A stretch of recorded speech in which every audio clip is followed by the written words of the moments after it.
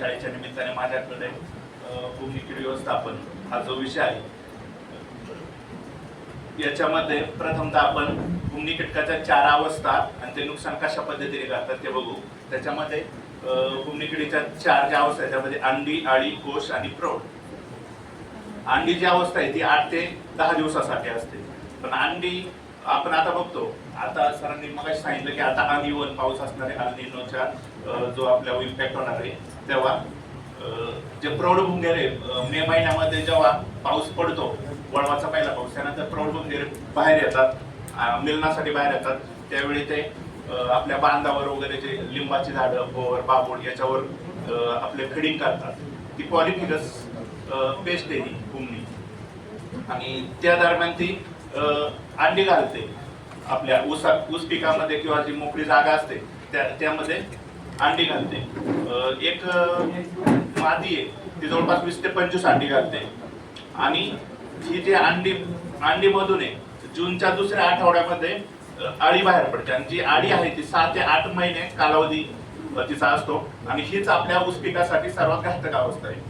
तर ती काय करते, अळी जेव्हा त्या जूनच्या दुसऱ्या आठवड्यामध्ये बाहेर पडते, त्या दरम्यान आपले जे ऊसाचं पीक आहे त्याच्या मुळावर अटॅक करते, मुळं खाते.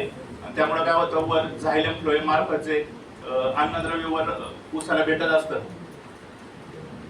ते भेटत नाही आणि ऊस पीक नष्ट होऊन जातं, पूर्ण बेडच्या बेड नष्ट होऊ शकतं. त्यामुळे आपल्याला त्यावर नियंत्रण करणं गरजेचं आहे.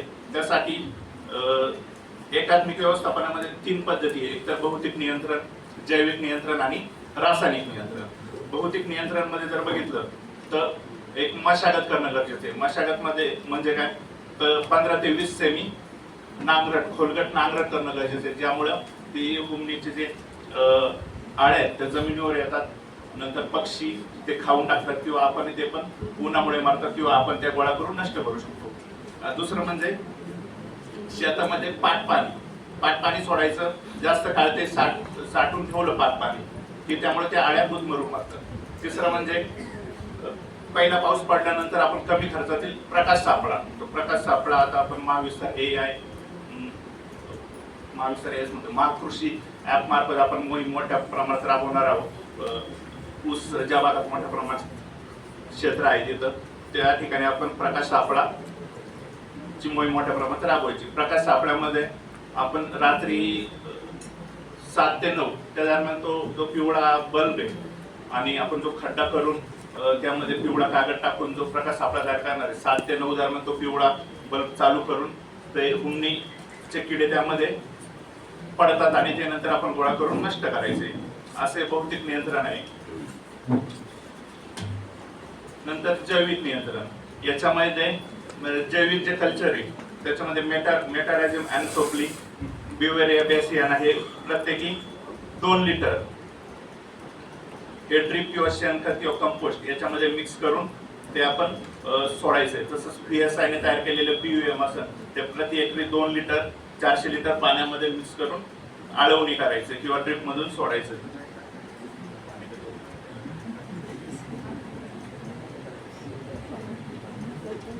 तसेच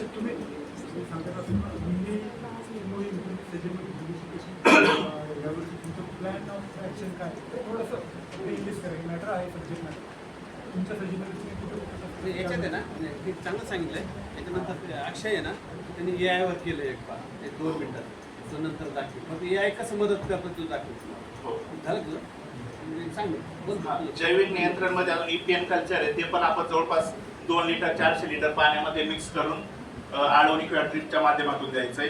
परत जिथं भूमीचा अटॅक वाढलेला आहे तिथे 1 ते 1.25 लाख ट्रायकोग्रामाचे परोपजीवी आहे ते आपण सोडू शकतो.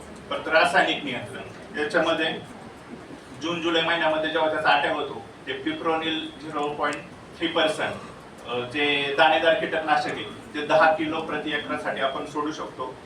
तसेच जास्त प्रमाणात जर प्रादुर्भाव वाढला तर क्लोरोपायरोपास 50% प्लस सायपरमेथ्रिन 5% हे एकरी 2 लिटर प्रत्येकी 2 लिटर हे अशा पद्धतीने ड्रिप मार्फत किंवा आळवणी करून सोडू शकतो. अशा पद्धतीने आपण एकात्मिक व्यवस्थापन जर भूमीचं केलं. आणि महत्वाचं म्हणजे आता जर आपल्या महाकृषी मार्फत ज्या मोहिमा राबवणार आहोत त्याच्यामध्ये प्रकाश सापळा जे भौतिक नियंत्रणाचा भाग आहे, ते प्रकाश सापळा जास्तीत जास्त लोकांपर्यंत पोहोचवलं तर भूमीचं नियंत्रण करण्यास आपल्याला मदत होऊ शकते. ते लाईट ट्रॅप जे आहे ना सर, ते जर व्यवस्थित आपण जर केलं म्हणजे एकदम इफेक्टिव्हली तर 80 ते 90% ती भूमी ट्रॅप होऊ शकते. पण त्याचा एक ड्रॉबॅक थोडासा आहे की 5 ते 10% जे आपले मित्र कीटक आहेत ते सुद्धा त्यामध्ये कॅप्चर होतात. त्यामुळे 7 ते 9 या दरम्यानच तो लाईट ट्रॅप केला तर आपल्याला फायदेशीर राहील. 9च्या पुढे ते मित्र कीटक बाहेर पडतात आणि ते पण ट्रॅप होऊ शकतात. त्यामुळे 7 ते 9.